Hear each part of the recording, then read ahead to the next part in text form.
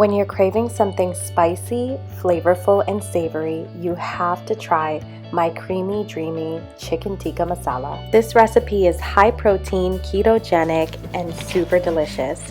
Let's get started by cutting up 2 large chicken thighs. Now you can use chicken breasts as well, just cut them up into bite-sized pieces. 2 large chicken thighs can serve about 3 to 4 people. So go ahead and throw all of that in a bowl with half a cup of non-fat plain Greek yogurt. Squeeze in the juice of 1 lemon and get out your spices. The spices are the best part. I'm going to quickly run through the spices, but if you want the exact measurements, check out the description box below. So the spices you'll need essentially are red chili powder, turmeric, salt, cumin, pepper, garam masala, ginger powder as well as fresh ginger, either or works, and some garlic. And guys, please don't be shy to go to your local Indian grocery store and ask for help on these spices. They pretty much have all of these spices in every single Indian store. So we're gonna go ahead and give that a good mix very thoroughly and cover that and let that marinate for either 6 hours or overnight. I chose to marinate mine overnight for maximum flavor. So the next day, chop up 1 onion and saute it.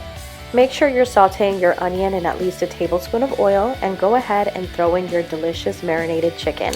That's right, we're gonna cook these together. I know in a lot of recipes people like to cook them separately and add the chicken back in later, but we're gonna make it really simple, cook them together. I feel like this adds a lot of great flavor because the onion really seeps into the chicken, and you're gonna notice that your chicken releases a lot of water. So this is why we're gonna have to re-season everything. Throw in every single seasoning that we used the day before to marinate the chicken right into this steaming pot of chicken here. At this point, your chicken should be cooked pretty much all the way through, but we're still gonna cook it some more. So turn your heat on low and just keep stirring. Make sure you stir and scrape the bottom of the pan to ensure that nothing is burning. And as you can see, all that wateriness just evaporated.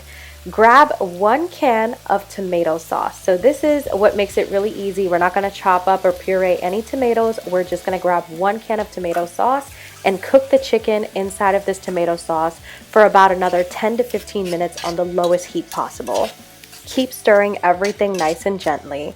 And guys, at this point, your house is gonna smell so amazing. This stuff is so fragrant and delicious smelling. It honestly reminds me of my childhood when I was a little girl and my parents would cook these types of meals growing up. And we're at the final step, so go ahead and add in a 1/4 cup of heavy cream. This is what really makes the whole thing look and taste so nice and creamy. And you'll see when I stir here, you're gonna be like, oh yeah, that does look familiar. That's what chicken tikka masala is. So this is what throws everything together at the very end. Once you're done stirring, just cover this up and let it cook on low heat for just about 5 more minutes to really bring out the flavor, and that's it. You're good to go. I sprinkled some parsley and cilantro on mine, and look at that color. It's so orange and vibrant. This goes perfect with some naan. I actually have a homemade naan recipe that I'll link below for you guys, but I really hope you enjoyed this recipe as much as I did. Let me know in the comments what you want to see next, and please don't forget to subscribe. Love you.